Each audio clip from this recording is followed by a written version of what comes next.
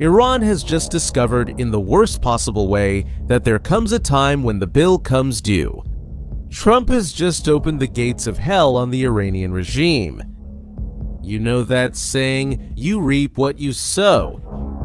Pois bem, o regime iraniano semeou por meses, e a tempestade que ele colheu nos últimos dias foi quando o Irã resolveu disparar um míssil contra o Kuwait, um país vizinho, pacífico, que não tinha entrado em guerra nenhuma. Think about it. Ordinary people sleeping, not involved in any conflict, became targets. And almost at the same time, the regime launched attack drones against American forces in the Strait of Hormuz. Because it's a maritime corridor that a large share of the world's oil passes through, if it closes, the whole world feels it. Fuel prices skyrocket everywhere. That's when Trump responded, and he didn't back down. In just a few hours, the Iranian regime realized it had gone too far. But look, Iran didn't fire that missile by accident. Behind that attack, there was a gamble. And it was exactly that gamble that backfired, right? Because Trump's response didn't just come from the air. It came from 3 directions simultaneously. And one of them hit the regime in a place that hurts much more than any bomb. To understand this bet, we need to go back a little. For months, Iran and the West have been in a war that never really cooled down. There was a ceasefire, yes, but it was fragile. It was stitched together with a thin thread, and it was broken on both sides almost every week. And it was right in the middle of this fragile truce that the regime made its calculation. Iran bet that it could provoke without paying the price. They bet that the United States, busy trying to close a deal, would swallow one more provocation just to avoid breaking the truce. The regime mistook patience for weakness, and that brings us to the question that this whole video is about. What did Iran expect to gain from this?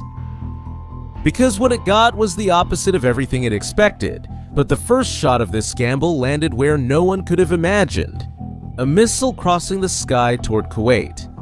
Think about how huge that is. Kuwait wasn't at war with Iran. It wasn't commanding any attacks. It wasn't leading any operations against the regime. It's a small country full of ordinary people who just wanted to stay out of this fight. And even so, it became a target. Kuwait's defenses managed to shoot down the missile before it caused a tragedy. And there were no deaths. But the message had already been sent. When a regime fires at its neighbor who did nothing to it, it shows its true intentions. It wasn't an accident of war, it was a choice. And the entire Gulf got the message. Kuwait, Qatar, Saudi Arabia, United Arab Emirates. One after another, the countries in the region condemned the attack. Because they all looked at that missile and thought the same thing. Tomorrow it could be my city. But while Kuwait rushed to intercept, the sky over the Gulf was already filled with another threat. Drones. Several of them launched by Iran toward American forces near the Strait of Hormuz. And they were no toys. They were attack drones loaded to kill, flying toward bases where there were real, flesh-and-blood American soldiers. People with names, with families, with someone waiting at home.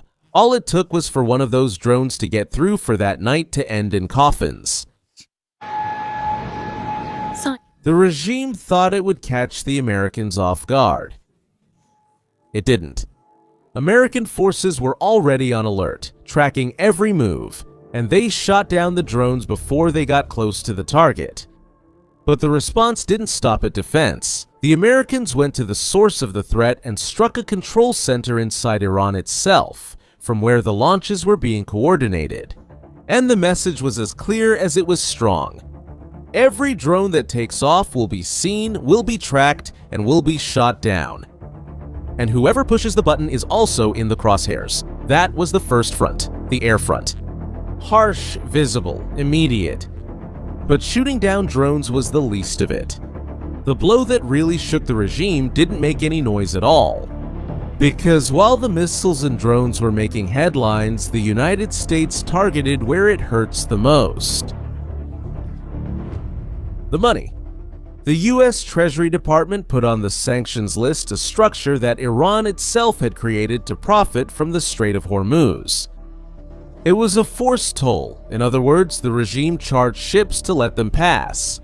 The Americans identified this extortion machine as being linked to the Revolutionary Guard, which is the most powerful armed branch of the regime, and they shut it down. Banks, insurance companies, shipping companies. Everyone was warned. Paying Iran's toll from now on will bring American punishment, and this is where the real damage lies. Because a regime like Iran's works with only one thing: cash. Money to pay militias. Money to finance an ally. Money to sustain the machine that keeps the regime standing both at home and abroad. Look, you can shoot down a drone and they'll build another one. But when you cut off the money, the whole machine starts to jam. The militia demands payment. The commander asks for resources. The ship avoids the risk. The company disappears. The missile destroys the building. But a well-placed sanction destroys the regime's ability to keep fighting. Think about it. It's not the general who wins the war. It's the one who pays the general's salary. If you take away the payment, the whole army starts to fall apart from within. There's a very old logic to this. Whoever bets on threats to get what they want eventually finds out that the threat turns against them. That's why this front, the silent front, was the one that hurt the most. And it didn't stop at the money. At the same time, more than 1,000 kilometers away, the regime's network was being hunted in another country. In Lebanon, Israeli aircraft hit a building in a neighborhood in southern Beirut, an area known for the presence of armed groups linked to Iran. The target was a man identified as the head of a missile network linked to the Revolutionary Guard, the same mechanism that spreads the regime's power beyond its borders. Israel did not wait for a new barrage of rockets to act. They identified the chain of command and struck first. Let's look at the full picture. Iran tried to open 3 fronts at the same time, thinking it would divide everyone's attention and get away with it.